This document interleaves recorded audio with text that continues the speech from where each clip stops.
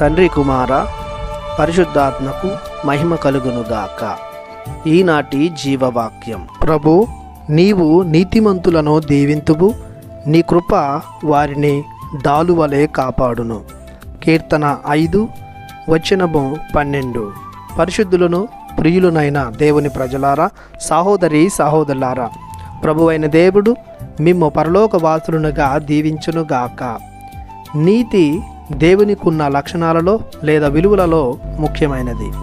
అందుకే ప్రభువు నీతిని మరియు నీతిమంతులను ప్రేమించి దీవించును.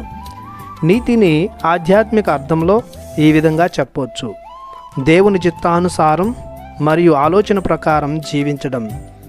మనిషి తన జ్ఞానం వలననో, తన అంకిత భావం వలననో, అతని మంచి క్రియల వలననో, తన భక్తి వలననో నీతిమంతుడు కాడు. కానీ దేవుని ఎన్నిక వలన మరియు పిలుపు వలన నీతిమంతుడు అవుతాడు. సృష్టి ఆరంభము నుండి మనిషి పాపాత్ముడుగానే దుష్ట క్రియలలో మ్రగ్గుతూ ఉన్నాడు. క్రీస్తు ప్రభుని కాలం వరకు మనిషిలో అంధకారం, పాపం పెనవేసుకొని ఉన్నాయి.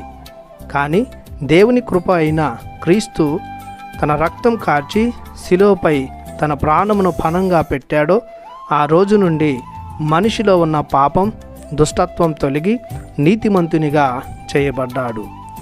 నీతిమంతుడైన ప్రభువు తన నీతికరమైన యోగ్యమైన బలి ద్వారా సర్వమానవాళిని నీతిమంతులను చేసి తండ్రికి ప్రియమైన వారిగా తీర్చిదిద్దాడు. మనం నీతిమంతులముగా జీవించాలంటే దేవుని కృప మనకెంతో అవసరం. దానితో పాటు క్రీస్తులో మన విశ్వాసం కూడా అవసరమే. కావున దేవునికి ప్రీతికరమైన జీవితాన్ని జీవిస్తూ, దేవుని పిలుపును స్పందిస్తూ, నీతిని వస్త్రముగా ధరించుదాం. ప్రభుని కృపను పొందుకుందాం. ప్రార్థించుదము. మహాశక్తిమంతుడవైన మా దేవా, మీకు కోటాను కోట్ల వందనాలు, స్తోత్రాలు చెల్లిస్తున్నాము. ఇహలోకములో జీవిస్తున్న మేము దురాశకు లోనై లోక వ్యసనాలలో చిక్కుకొని దుష్టులముగా, పాపాత్ములముగా జీవించక నీతిమంతులముగా సువార్త విలువలను జీవిస్తూ మీ కృపను పొందుకునే ఆశీర్వాదాన్ని మాకు ఎల్లప్పుడూ దయచేయమని యేసయ్య పరిశుద్ధ నామములో ప్రార్థిస్తున్నాము తండ్రి. ఆమెన్. దేవుడు మిమ్ము దీవించునుగాక. ఆమెన్.